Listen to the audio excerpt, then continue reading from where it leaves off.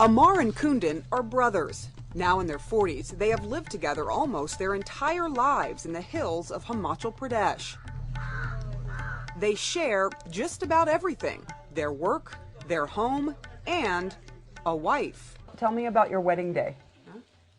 We have a simple wedding, Kundan says. There is a bride and a groom, and the younger brother is simply attached to the elder brother. And this is their wife, Indira Devi. The trio have worked side by side as husbands and wife for more than 25 years. It's been going on for ages. My sister-in-law has 2 husbands. My mother-in-law also has 2 husbands, she says. It's called fraternal polyandry, where the brothers of one family are all married to the same woman. It's not common in most of India, but still flourishes in remote parts of the Himalayas.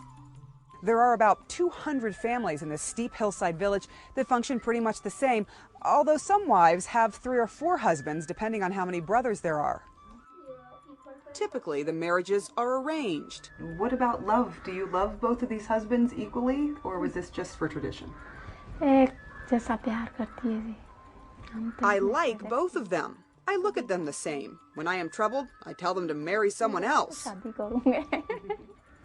But they won't. What they do want is children with their shared wife. This is a bit embarrassing, but how do you deal with sex at night? That we have to work out. We make shifts, change shifts, and sleep on alternate days, or else it won't work. Is it difficult to have to share a wife between the 2 of you? To run the families, we have to do this, overcome the hurdles, and we have to control our hearts from feeling too much also. But feelings grow, and so did their family. They have 3 adult children now, who all live and work together in the same house. Do you know which child belongs to which biological father? We tell the kids that both fathers are the same. The family doesn't know and doesn't care. The daily grind takes all their time and energy.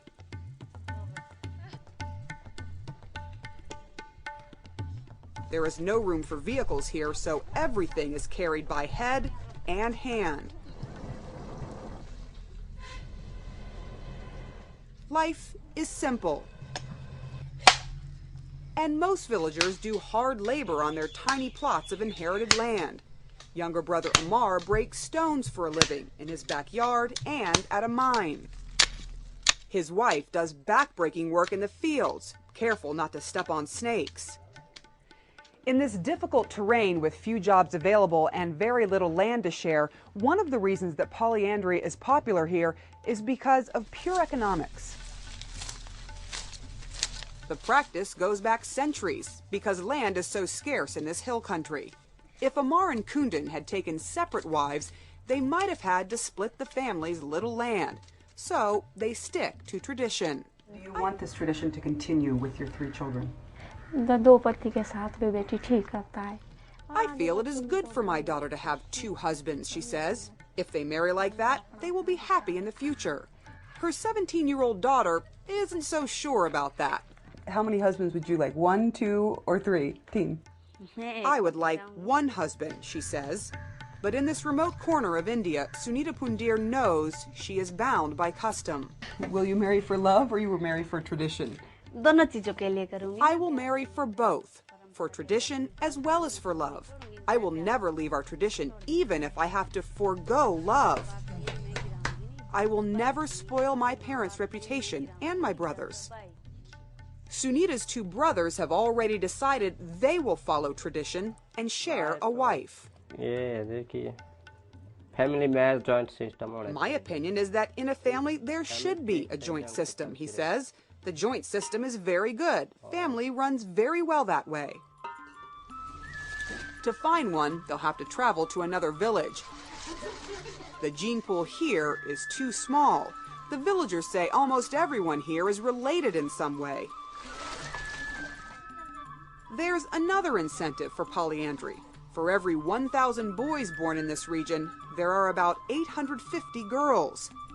As education and India's rapid modernization seep into this hill country, though, its ancient traditions may fade away. Until then, life for these villagers will be much the same as it was for their forefathers and mothers hundreds of years ago. Sarah Seidner, CNN, Himachal Pradesh, India.